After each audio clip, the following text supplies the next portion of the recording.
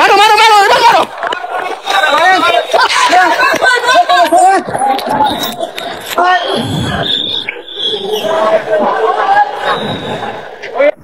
মার মার মার, ককটেল বোমা মার, জুলাই যুদ্ধের উপরে ককটেল বোমা মার।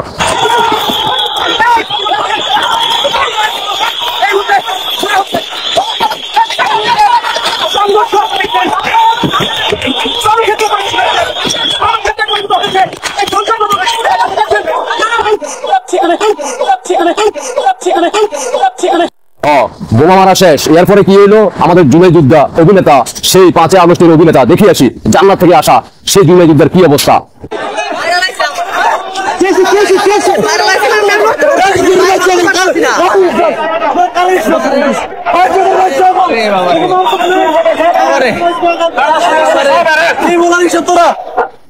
দেখলেন তো, উনি তো জান্নাত থেকে আসছে, আইসা এখন আবারও অভিনয় করতেছে বাংলার মানুষকে আবারও আইওয়াশ করার জন্য।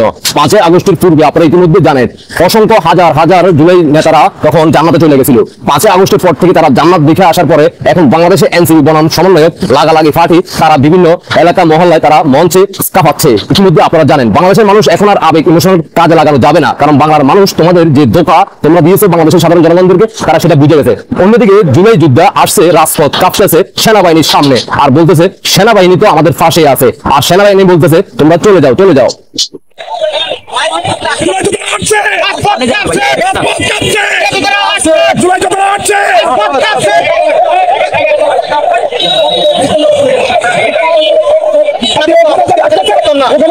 আমরা মিডিয়ার মাধ্যমে শুনবো যে আমাদের আমাদের সাথে সেনাবাহিনী ভাইরা আছে, আমাদের তারা থাকলে আমাদের সঙ্গে যদি সেনাবাহিনী না থাকতো আজকে আমরা রাস্তা বের করতে পারতাম না, আমরা হয়ে যেতে পারতাম না। আজকে আমাদের সেনাবাহিনীর কারণে আমরা বেঁচে আছি। দেখলেন তো, এবার আসেন জুলাই যোদ্ধারা আপনারা ইতিমধ্যে স্ক্রিনে দেখতে আছেন, এখানে যাদেরকে দেখতে আছেন একটাও কিন্তু ছাত্র ছাত্রী না, এখানে যারা আসছে সবাই কিন্তু প্রবাই বাংলাদেশের বিভিন্ন স্থান থেকে তারা আসছে। ইতিমধ্যে আপনারা জানেন বিভিন্ন বিভিন্ন নিউজ চ্যানেলে অলরেডি আপনারা দেখছেন, তাদেরকে জিজ্ঞেস করা হয়েছে তারা কোথায় পড়াশোনা করে তারা বলতে পারে না। আবার অনেকে আবার বলে আমি অমুক স্কুলে অমুক জায়গায় পড়ি, কিন্তু তারা এখন 9-এ পড়ে না 10-এ পড়ে ইন্টারে পড়ে, তারা সেটাও বলতে পারে না। অন্যদিকে আপনারা জানেন এনসিপি বনাম লাগালাগি ফাটিরা বলতেছে আমরা জুলাই সনদ নাকি তারা খুশি না। এই জুলাই সনদের নামে মাত্র জুলাই সনদ হয়েছে। আমাদের জুলাই বিপ্লবীদের যে আকাঙ্ক্ষা ছিল যে জুলাই সনদ থাকবে আমাদের সংবিধানের অংশ এবং এটির একটি সাংবিধানিক স্বীকৃতি থাকবে, কিন্তু আমরা দেখতে পেয়েছি নামমাত্র সাংবিধানিক স্বীকৃতির কথা থাকলেও পূর্ণাঙ্গ রোডম্যাপ ছাড়াই আজকের জুলাই সনদ ঘোষণা করা হলো। আমরা এটার তীব্র প্রতিবাদ জানাচ্ছি। রংপুর থেকে আন্দোলনের মোড় অন্যদিকে ঘুরেছিল, শহীদ আবু সাইদ ভাইয়ের আত্মবলিদানের মাধ্যমে এটি যদি সংশোধিত না হয় রংপুরের রাজপথ আবারও রচিত হবে, আবারও আমরা রক্ত দিতে প্রস্তুত আছি। জুলাই সনদ যদি আহ্বান করা হয় এবং জুলাই সনদ যদি প্রশ্নবিদ্ধ করা হয় তাহলে জুলাই আন্দোলনের নেতৃত্বের সকল ছাত্ররা আবার মাঠে নামবে। কিভাবে জুলাই সনদ বাস্তবায়ন করতে হয় সেটা ইন্ডিয়ান সরকারের পতন করি আমরা দেখি। আচ্ছা, ওনারা খুশি না। 5 আগস্টের পর থেকে আপনারা ইতিমধ্যে জানেন সেই দিন থেকে বাংলাদেশের রাষ্ট্রীয় সম্পদ একের পর এক তারা ধ্বংস করতেছে। এখানে শুধুমাত্র এনসিপি বনাম পাকিস্তানি প্রেমিকদের ট্যাক্সের টাকা রাষ্ট্রীয় সম্পদ না, রাষ্ট্রীয় সম্পদটা হচ্ছে আপনার আমার সাধারণ জনগণ যারা সত্যিকারে বাংলাদেশকে ভালোবাসে এবং কি যারা বাংলাদেশে বসবাস করতেছে ব্যবসা বাণিজ্য করতেছে সবাই সম্মিলিতভাবে ট্যাক্সের টাকা কিন্তু রাষ্ট্রীয় সম্পদগুলো তৈরি করা হয়। আর তাদের প্রথম মিশন হচ্ছে 5 সেই জুলাই থেকে রাষ্ট্রীয় সম্পদগুলোকে তারা একের পর এক ধ্বংস করতেছে। অন্যদিকে রাষ্ট্রীয় সম্পদ ধ্বংস করতেছে, পুলিশের গাড়ি ভাঙচুর করতেছে। আবারও সেই জুলাই আন্দোলনের সময় যেভাবে রাষ্ট্রীয় সম্পদ ভাঙচুর করছে, পুলিশের গায়ের উপর আগুন দিছে এবং কি পুলিশের গাড়িতে আগুন দিছে, এখানে পুলিশ তাদের বিপক্ষে যাইয়া হালকা পাতলা T20 ম্যাচ খেলছে।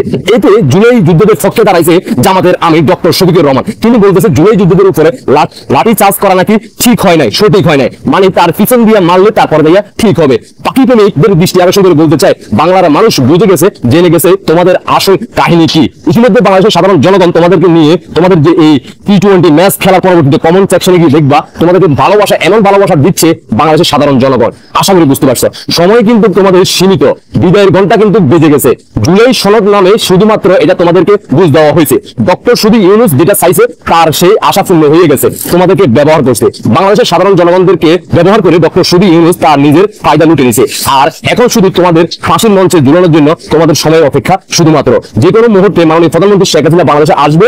আর এবার শুধুমাত্র পাকিস্তান রাজাকারদেরকে নয়, এবার এটার সাথে যুক্ত করে যাচ্ছে জুলাই সনদ। যারা জুলাই 36 জুলাই গেঞ্জি ফিরছো তোমাদেরকে এবার ফাঁসিতে ঝুলতে হবে, কারণ রাষ্ট্রীয়ভাবে তোমরা রাষ্ট্রীয় দ্রোহিতা হিসেবে তোমরা ইতিমধ্যে চিহ্নিত হয়ে গেছো। তাই বিদায়ের ঘন্টা বেজে গেছে তোমাদের। এইবার হচ্ছে তোমাদের মৃত্যু কখন আসবে আর ফাঁসিতে কখন ঝুলবা সেটার জন্য অপেক্ষা করো। আশা করি বুঝতে পারছেন। দেশবাসীকে দেখার শুরু করে দিন। জয় বাংলা শ্রমিক ভাই বোনরা। না, কারণ বাংলার মানুষ দেখুক, জানুক যে কিভাবে তারা সেই রাষ্ট্রীয় সম্পদ একের পর এক তারা ধ্বংস করতেছে। বাংলাদেশের মানুষ যেখানে ঢাকা এবং কি চট্টগ্রামে যে কেমিক্যাল কারখানাগুলো আগুনে পুড়িয়ে দেওয়া হলো, সেখানে কত হাজার মানুষ মারা গেছে, সেটার জন্য বাংলাদেশের মানুষ তাকিয়ে আছে, মানুষের শোক মনে, আর তারা আইছে জুলাই সনদ নিয়ে। আশা করি বুঝতে পারছেন। দেশবাসীকে দেখার সুযোগ করে দেব। আপনাদের ব্যক্তিগত মতামত অবশ্যই কমেন্টে জানিয়ে যাবেন। আল্লাহ হাফেজ।